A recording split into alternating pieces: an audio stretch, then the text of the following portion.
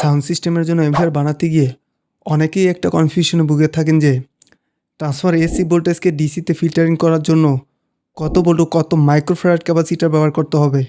প্রথমে কত volt capacitor ব্যবহার করবেন সেই আলোচনায় আসি। আমরা জানি ট্রান্সফার থেকে যে ভোল্টেজটা বের হয় সেটা হলো এসি ভোল্টেজ, কিন্তু এমপ্লিফায়ার ভিতরে সব কিছু কাজ করে ডিসিতে, তবে স্পিকার আউটপুটে আবার এসি ভোল্টেজকেই পাঠায়।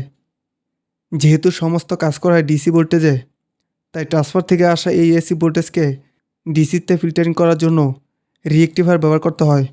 রিয়েক্টিফায়ার থাকা ডায়োডগুলো ইলেকট্রনগুলোকে একদিকে চলার পথ তৈরি করে দেয়, তাই রিয়েক্টিফায়ার আউটপুটে ডিসি ভোল্ট পাওয়া যায়। কিন্তু সমস্যা হলো শুধুমাত্র রিয়েক্টিফায়ার এসি ভোল্টেজকে পিওর ডিসি সিগন্যালে রূপান্তর করতে পারে না। অসিলোস্কোপে কার্ভ দেখা যায়, সেজন্যই প্রয়োজন ক্যাপাসিটার। ক্যাপাসিটার রিয়েক্টিফায়ার থেকে আসা ভারসাম্যহীন ডিসি ভোল্টকে পিওর ডিসিতে ফিল্টারিং করে দেয়। কিন্তু প্রশ্ন হলো কত ভোল্টেজের ক্যাপাসিটার ব্যবহার করবেন, কেননা ট্রান্সফার আউটপুটের যে ভোল্টেজটা মিটারে দেখায় সেটা হলো আরএমএস ভোল্টেজ। কিন্তু আমরা জানি এসি ভোল্টেজ সবসময় ওঠানামা করে। যেমন কোনো transfer output voltage 12 volt AC দেখাচ্ছে, কিন্তু এটাকে পিওর ডিসিতে রূপান্তর করলে দেখা যায় 17 ভোল্ট ডিসির মতো পাওয়া যায়। এখানে ক্যাপাসিটার এসি ভোল্টেজের সর্বোচ্চ পিক ভোল্টেজ পর্যন্ত চার্জ হয়েছে, তাই 17 ভোল্ট ডিসি দেখাচ্ছে। এখন চলুন জানি কত এসি ভোল্টেজকে ডিসিতে রূপান্তরের জন্য কত ডিসি ক্যাপাসিটার ব্যবহার করবেন। বন্ধুরা, সামান্য একটা সূত্র মুখস্থ রাখবেন। যে কোনো এসি ভোল্টেজকে ডিসিতে পরিবর্তন করতে এসি ভোল্টেজকে √2 দিয়ে গুণ করবেন অথবা 1.414 দিয়ে গুণ করবেন। ফলাফল যেটা আসবে তার থেকে বেশি ভোল্টেজের ক্যাপাসিটার ব্যবহার করবেন। একটা উদাহরণ দিয়ে বিষয়টা ক্লিয়ার করতেছি। যেমন আপনার transfer output voltage 24 volt AC, এখন এই 24 ভোল্ট ইন্টু 2 সমান 33.94 ভোল্ট ডিসি। তাহলে সর্বনিম্ন ক্যাপাসিটার ভোল্টেজ ব্যবহার করবেন 35 ভোল্ট ডিসি। কেবল তখনই যখন আপনার বাসার বিদ্যুৎ সবসময় 1 ভোল্টেজ থাকে, যদিও বাস্তবে বাসার বিদ্যুৎ সবসময় একরকম ভোল্টেজ থাকে না। যেমন দিনের বেলায় যদি বাসার এসি ভোল্টেজ 220 ভোল্ট দেখায়, তবে রাতের তাপ বেড়ে 230 ভোল্ট এসি দেখাবে। তাই ট্রান্সফার আউটপুট ভোল্টেজও সবসময় 24 ভোল্ট এসি দেখাবে না, এর থেকে 2 থেকে 3 ভোল্ট বেশিও দেখাতে পারে। সুতরাং এই ক্ষেত্রে আপনাকে 24 ভোল্ট ট্রান্সফারকে 26 বা 27 ভোল্ট এসি ধরে হিসাব করতে হবে। তাই সেফ ক্যাপাসিটার ভোল্টেজ হবে 40 ভোল্ট। আশা করি বুঝতে পেরেছেন বিষয়টা। এখন আসি কত মাইক্রোফ্যারাডের ক্যাপাসিটার লাগাবেন।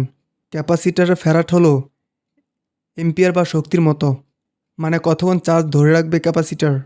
আমি একটা স্ট্যান্ডার্ড মান দিচ্ছি। ট্রান্সফরমারের প্রতি 1 এম্পিয়ারের জন্য 2000 মাইক্রোফ্যারাডের ক্যাপাসিটার ব্যবহার করবেন। যেমন 24 ভোল্ট 5 এম্পিয়ার ট্রান্সফারের জন্য 10,000 মাইক্রোফ্যারাডের ক্যাপাসিটার ব্যবহার করবেন। যেহেতু 24 ভোল্ট থাকে এবং গ্রাউন্ড ভোল্টেজও বের করতে হয়, তাই এখানে দুটি 10,000 মাইক্রোফ্যারাডের ক্যাপাসিটার ব্যবহার করতে হবে। তেমনই 10 এম্পিয়ার ট্রান্সফার হলে 4টি 10,000 মাইক্রোফ্যারাডের ক্যাপাসিটার ব্যবহার করতে হবে।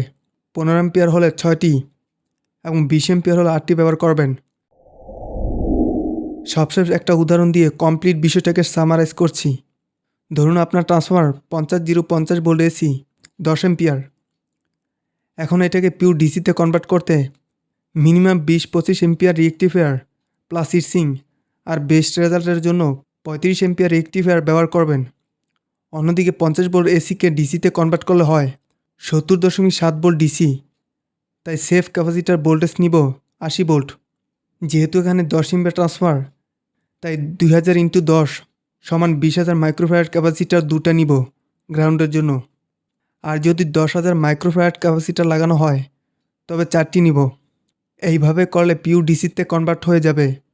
আশা করি বিষয়টা বুঝতে পেরেছেন। আর আপনারা যারা আমার মাধ্যমে এমপ্লিফায়ার বানাতে বা অ্যাসেম্বল করতে চান, তারা এই নাম্বারে হোয়াটসঅ্যাপ ও ইমো আছে, যোগাযোগ করুন। প্রথমেই কেউ কল দিবেন না। আমার পূর্বের ভিডিওতে কল না দেওয়ার কথা বলা সত্ত্বেও অনেকেই কল দিয়েছেন। তাদের কল তো রিসিভ করা হয় নাই, বরং নির্দেশনা লঙ্ঘনের জন্য ব্লক দেওয়া হয়েছে। আপনারাও কেউ এই ভুলটা করবেন না। আর দয়া করে কেউ হাই হ্যালো বা শুধুমাত্র সালাম দিবেন না, বরং আপনারা হাই হ্যালো সালাম অবশ্যই দিয়ে সাথে কি দরকার যোগাযোগ করতে চাচ্ছেন সেটা জানাবেন। শুধুমাত্র এমপ্লিফায়ার তৈরি বা রিপেয়ার রিলেটেড কথা ছাড়া অন্য কোনো বিষয়ে SMS করবেন না, কেন তাহলে রিপ্লাই পাবেন না। আমি আগেই বলেছি এই হোয়াটসঅ্যাপ আর ইমো শুধু বিজনেস রিলেটেড কথা বলার জন্য যোগাযোগ করবেন।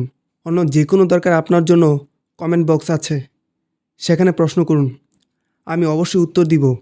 আর বন্ধুরা, আজকের ভিডিওটি যদি ভালো লাগে তবে লাইক ও শেয়ার করবেন, সাথে চ্যানেলটি সাবস্ক্রাইব করে নোটিফিকেশন আইকন অন রাখবেন, যেন আমার পরবর্তী ভিডিও ইউটিউবে আপলোড হলেই আপনার মোবাইল স্ক্রিনের সামনে আসে। ধন্যবাদ সবাইকে।